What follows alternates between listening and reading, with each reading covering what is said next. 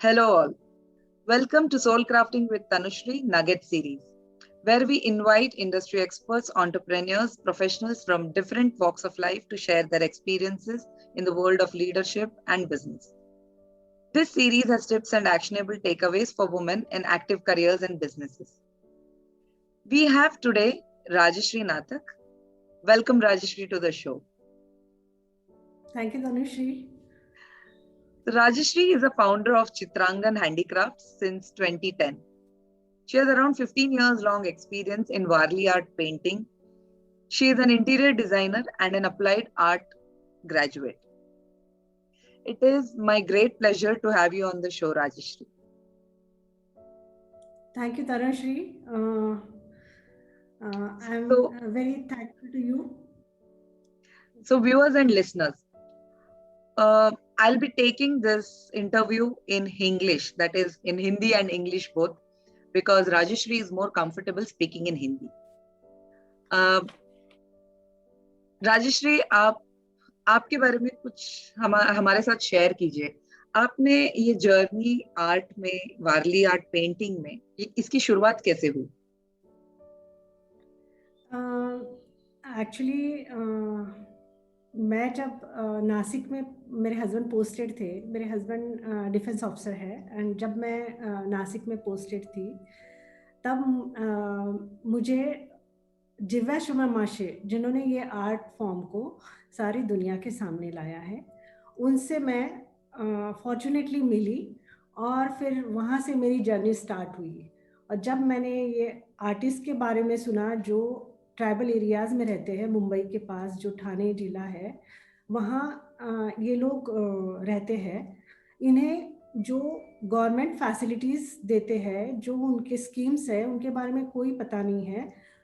तो आर्बिट्रेटर या जो बड़े बड़े कॉरपोरेट्स के जो लोग थे, उनसे वो आर्ट खरीदते थे, बट वेरी लेस मनी में, जैसे कि बहुत कम पैसा उनको मिलता था उसमें. और फिर मैंने यही सोचा कि क्यों ना मैं इन्हें हेल्प करूं, क्योंकि मेरा तब मुंबई एंड दिल्ली एम्पोरियम में मेरे काफ़ी सारे पेंटिंग्स जाते थे. तो मैंने यही सोचा कि जो मेरा सेल होता है उसमें से जो भी पैसा आता है वो मैं इनके लिए खर्चा करूं. फिर मैंने ये जर्नी मेरी स्टार्ट की और मैं जिव्या शुमा माशे जो पद्मश्री विभूषित है, उनके साथ मैं जुड़ गई काम के लिए, एंड वहाँ से मेरी ये जर्नी शुरू हो गई. क्या बात है. एंड आप हमेशा से आर्ट करती थी या ऐसे कोई मतलब बिकॉज ऑफ सम रीजन आपने इस फॉर्म को पिकअप किया? बिकॉज आप इंटीरियर डिजाइनिंग करते थे, आप स्टूडेंट थे अप्लाइड आर्ट्स के, बट आई थिंक आपका qualification, by qualification you are an interior designer. तो आपकी स्विच जब आपने की तो what was the reason? One, second, किस रीजन से आपने ये चेंज किया? सेकंड, बहुत सारी औरतें ऐसे ही घर से काम करने की शुरुआत करती है. उनको बच्चों का ध्यान देना पड़ता है या उनके हस्बैंड्स का ट्रांसफरेबल जॉब्स होता है, बट उनको घर में कुछ ना कुछ करने की एक चाह होती है, उनको एक छोटा सा बिजनेस स्टार्ट करने की चाह होती है. एंड आज की दुनिया में ऑनलाइन बिजनेसेस, ऑनलाइन टेक्नोलॉजी की वजह से इन सबको एक मौका मिल रहा है to bring their business out, to bring their passion out, to bring their dreams out. तो आपने जब ये शुरुआत की थी तो आपका क्या एक्सपीरियंस रहा कि आपकी आर्ट के रिलेटेड आपको इजीली बायर्स मिलते थे या आपको क्या करना पड़ा उस दौरान? पता नहीं, मैं बहुत फॉर्चुनेट हूँ हर मामले में. जब मेरी शादी हुई तो मुझे लगा कि शायद मेरा ये सब बंद हो जाएगा, पेंटिंग करना या जो भी आर्ट मेरा है. तो कुछ दिनों के लिए तो मैंने मान लिया. फिर मैंने उसके बाद थोड़ा मेरा एजुकेशन कंप्लीट किया, एमएससी कर लिया, देन बीएड कर लिया. फिर भी मेरे मन में एक कहीं तो भी वो आर्ट फॉर्म जो था मेरे बचपन से, तो वो कहीं ना कहीं मुझे हमेशा हिंट देता था कि कुछ करना है. तो मैं बच्चों के साथ साथ जब भी उनको ड्राइंग सिखाती थी या उनके डायग्राम्स निकालती थी, तब मुझे लगा कि क्यों ना इनके साथ साथ मैं भी अपना छोटा मोटा कुछ आर्ट फॉर्म जो भी मुझे आता है मैं करते रहूं। तो मैंने छोटी छोटी टाइल्स जो थी, जो हमारे घर में इधर उधर पड़ी हुई थी, तो मैंने उसके ऊपर मेरा काम शुरू किया। और एज आई टोल्ड यू कि my husband is in Indian air force, तो हमारा ट्रांसफरेबल जॉब था, तो वो मेरे लिए एक बहुत फ़ायदेमंद रहा, क्योंकि हर जगह जाती थी। तो हमारा जो एरिया है वो रिमोट एरिया में हम लोग रहते थे, तो वहाँ के जो ट्राइबल एरियाज़ है वहाँ मैं हमारा सोशल वर्क होता था, तो वहाँ मैं जाती थी। तो धीरे धीरे मैं जैसे वेलिंगटन में थे तो वहाँ पे भी टोडा है ट्राइबल्स, जैसे नासिक में थी तो वारली आर्टिस्ट जो है वहाँ ठाणे के पास डहाणू में। तो ऐसे लोगों से मैं मिलती गई और मेरा जो सराउंडिंग जो था वो आर्ट से इतना कुछ भर गया कि मैं सोचती रही कि क्यों न मैं इसके लिए कुछ टाइम अपना स्पेंड करूं। फिर जब बच्चे स्कूल जाने लगे, फिर मैंने धीरे धीरे अपने छोटे छोटे कुछ जो आर्ट फॉर्म्स थे, या मतलब कभी ग्रीटिंग्स बना लिया किसी के लिए कुछ दुपट्टा बना लिया हैंड पेंटेड, और कभी मिट्टी के भी मैं क्ले आर्ट वर्क भी करती हूँ, तो उससे भी कुछ गणपति वगैरह कुछ बनाती रही और सारे लोगों को गिफ्ट देती रही। पर लोगों ने बोला कि सब लोग, मेरी फ्रेंड्स जो थी तो वो कहती थी कि तुम इतना सारा गिफ्ट देती हो, कुछ बिजनेस के बारे में भी सोच लो, क्योंकि बहुत अच्छा है, सब लोग अप्रिशिएट करते थे। तो मुझे बड़ा सुकून सा मिलता था। तो मैंने धीरे धीरे फिर मुझे ये सब पता नहीं था, बट धीरे धीरे अपॉर्चुनिटीज़ आती गई, मतलब मुझे कहीं ढूंढने के लिए नहीं जाना पड़ा। एंड अपने आप वो सब लोगों को पसंद आने लगा। जैसे मैंने किसी एम्पोरियम में रखा तो with in half an hour और 1 आवर, मतलब ये एक मिराकल होता था मेरे लिए कि मेरे सारे के सारे पेंटिंग्स सेल हो जाते थे। वाओ। तो फिर मुझे कॉन्फिडेंस आया। फिर मैंने सोचा कि क्यों ना मैं अपने घर के साथ साथ ये भी करूं। तब मेरे मन में ये बिजनेस वाली कोई चीज़ नहीं थी, क्योंकि पैसा कमाना वो चीज़ तो सारे लोग करते हैं, बट जो एक आर्टिस्ट होता है आपके मन में, और मैं मेडिटेशन भी करती थी, तो मुझे लगता था कि जब मैं कोई भी आर्ट में काम करती हूँ तो वो मेडिटेशन ही मेडिटेशन होता के है मेरे। जैसे। करेक्ट। हाँ। देन और सचमुच वो एक जर्नी ऐसे शुरू हो गई कि मेडिटेशन के साथ साथ मैंने आर्ट को भी उतना ही वैल्यू दिया। एंड सच में वो इतना फेमस हो गया कि फिर दिल्ली में तो हो ही गया, मुंबई, देन बैंगलोर में जब हम लोग थे तो बैंगलोर में भी मेरे काफ़ी सारे एग्जीबिशंस वगैरह, चित्रकला, कर्नाटका चित्रकला परिषद जैसे जगह पे मेरे सारे पेंटिंग्स सेल हुए। मतलब मैंने सोचा भी नहीं था कि वहाँ तो 3-3 साल के लिए लोग लाइन लगा के रखते हैं, और मैं गई, पहली बार मुझे बोला गया कि 3 साल तक आपको कोई नहीं मिलेगा, और तभी तुरंत उसको फ़ोन आया उस सेक्रेटरी को। 5 मिनट के लिए वो बाहर गई और वहाँ से आके मुझे बोलती है कि आप नेक्स्ट मंथ है, 15 दिन है आपके लिए, आप वाओ। करोगे क्या?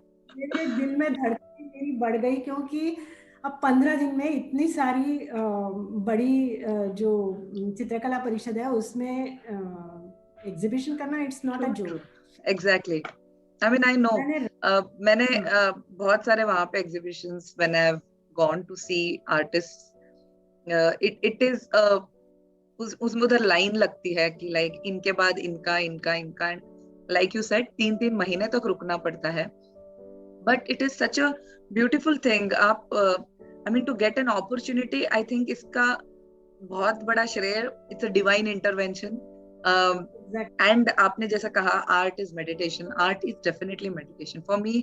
मुझे क्राफ्टिंग करते वक्त ये महसूस होता है, जब मैं अपने हाथों से कोई काम करती हूँ, I feel like I am lost immersed, मतलब वो दुनिया ही अलग है। एंड सही वो है। सिर्फ एक्सपीरियंस करने से आता है, वो सिर्फ बोलने से नहीं आता है। आप और मैं बोलेंगे तो वो फीलिंग उतनी नहीं आएगी जैसे किसी को स्पोर्ट्स या किसी को ट्रैवलिंग करते समय फील होता है। इट इज लाइक दैट, एक अलग ही हाई रहता है। But you also know that उसमें हम कितने भी देर बह सकते हैं, बट हाँ हाँ लाइक यू सेड आपने उसको एक बिजनेस का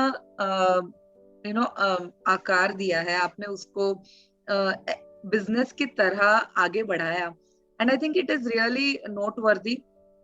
आपका हस्बैंड, आपके हस्बैंड का ट्रांसफरेबल जॉब था, इसके बीच में आपने आपके आर्ट को अलाइव रखा, जिंदा रखा, एंड आपने उसे आगे बढ़ाया, and you took the step of converting it into a business, and it's very nice. आप अभी मैं आपसे ये पूछना चाहती हूँ कि as we end this session today, आपके पास ऐसे क्या टिप्स है, आपका खुद का एक्सपीरियंस रहा है कि इस आर्ट को बिजनेस बनाने का? ऐसे हमारे व्यूअर्स और ऑडियंस में बहुत सारे लेडीज है, वुमेन है, हाउस कीपर्स है, होम कीपर्स है, who are interested to step into that world, भले ही वो छोटा रहे या बड़ा हो, बट छोटे से शुरुआत करनी है। आपके पास ऐसे क्या टिप्स है फ्रॉम योर एक्सपीरियंस जो आप इन औरतों को दे सकते हैं? मोस्ट इम्पॉर्टेंट थिंग इज कि जब भी आप कोई काम करते हो तो आप पूरा 100% उसको दे दो, चाहे दुनिया इधर की उधर हो जाए। मतलब ये नहीं कि आप बिजनेस में हो और आपके लिए टाइम कम है तो आप कैसे भी करके उसको ख़त्म कर दो, नहीं। आप मतलब उसके लिए टाइम दो। अगर आप 6 बजे उठते हो तो 5 बजे उठ जाओ सुबह, और उसके लिए 1 घंटा एक्स्ट्रा दे के आप वो काम अपने दिल से करो 100%। और कोई भी चैलेंजेस तो बहुत आते हैं, एक हाउसवाइफ होने के नाते या मदर होने के नाते बहुत सारे चैलेंजेस होते हैं। और हम तो डिफेंस में, मतलब हर किसी को, जैसे कि कभी मीटिंग आ गई, कभी कुछ आ गया, कभी सोशल वर्क करना है, कभी बाहर की कोई गेस्ट आ गए, तो उस हिसाब से आपको आपका काम मोल्ड करना है। तो जैसे कि एकदम आपकी अपॉर्चुनिटीज़ जो है उसको आप मतलब एज अ चैलेंज लेके और उस चैलेंज को अपॉर्चुनिटी में बदल के आप सक्सेसफुल हो सकते हो, मतलब कोई भी। और मेहनत होनी चाहिए और एक जिद होनी चाहिए कि जो भी मैं कोशिश कर रही हूँ उसे पाने की और हासिल करने की जो दिल से उम्मीद होती है उसे पूरा करने का एक पैशन भी होना चाहिए, बिकॉज में बहुत ज़रूरत होती है। ये नहीं कि 4 दिन कर लिया उसके बाद में बोर हो गए, छोड़ दो टाइप ना, कि अब नहीं हो सकेगा, कभी हार मत मानना। Super, that's a superb message. Yes, we should not, I think सब औरतों का ये एक ब्लेसिंग है कि उन लोग बहुत फ्लेक्सिबल होते हैं, बट समटाइम्स कई बार हम लोग ऐसे देखते हैं कि हम सबके एक्सक्यूजेस लेते हैं, मेरे हस्बैंड को ये काम है, मेरे बच्चों को ये चाहिए, मेरे इनको चाहिए, तो मैं अपने आप को लास्ट डालती हूँ, मैं अपने आप को आखिर में रखती हूँ एंड बोलती हूँ कि ये सब काम होने के बाद जो टाइम बचता है मैं करूंगी। आपने ये बहुत अच्छा पॉइंट बोला कि अगर आपको किसी चीज को परस्यू करना है, उसके लिए पैशन चाहिए, उसके लिए हार्डवर्क चाहिए, एंड उसके लिए वो जिद चाहिए, एंड ऑल्सो एक discipline which is very important, कि अगर आपको 6 बजे उठना है तो कल से 5 बजे उठिए, बट करिए, वो काम जरूर करिए। Don't let it die with you, don't let it go just because, I mean, the universe will make it happen. I mean, I believe this कि the universe will make things happen. अगर आपने वो एक step आगे लिया तो universe will support you to take 10,000 steps ahead. बिल्कुल बिल्कुल, मैं भी मानती हूँ। Thanks so much Rajashri. I love talking to you. बहुत मजा आया। मेरी हिंदी बहुत ही फनी है, I agree, but I think with whatever said and done, I felt that आपने हिंदी में बात करके you were able to communicate much more better what you wanted to say, and that is all that matters to me. All that matters that is यहाँ से एक message जाए, and वहां जो औरतें बैठे हैं, जो सुन रही है, जो देख रही है एपिसोड, उन तक ये मैसेज पहुंचे। Thank you so much. Thank you so much Tanushree with soul crafting nuggets. With Tanushri, yeah. Tanushri, thank you so much for giving me such a great opportunity to conduct myself on this platform. Thank you very much. It is my honor. In fact, I love. It's like artists are blessings in a way. So I'm really blessed. I could host you on this show, and I could take your message across to people around. So it doesn't matter whether you know the language, whether you don't know the language, whether you can communicate, whether you can't communicate. The work that you do talks. The work that you do really talks. And it is a heart to heart conversation that I had. And I guess and I hope that all the viewers and listeners have taken the message to their heart. So with this, we come to an, yeah, sure. Go ahead. मैं एक और चीज बात करना चाहती हूँ कि मैं हमेशा जब भी बात करती हूँ, कंडक्ट करती हूँ, जब वर्कशॉप्स वगैरह, तो कई बार ऐसी चीजें आती है कि लैंग्वेज बैरियर्स आते हैं. कई बार कई लोगों को नहीं समझ में आता, या मुझे कुछ लैंग्वेज, जैसे तमिलनाडु में थे हम लोग, तो वहाँ पे मुझे थोड़ी दिक्कतें आती थी. पर मुझे लगता है कि एक आर्ट के साथ में कोई लैंग्वेज का बैरियर नहीं होता है, वो दिल से जुड़ जाते हैं. And art itself is a language, तो वो अपने आप कम्युनिकेट कर लेता है. True. so true. I agree that. इसीलिए मैंने कहा कि आपका काम बोलता है. आप जो काम करते हो, जिसमें आप दिल लगा के काम करते हो, वो काम बोलता है. That's really nice of you. And with this, we come to an end to today's segment. The links to Rajeshree's work is in the description below. So until we meet again, stay safe, stay inspired. Peace, love, and light. Tanushree signing off.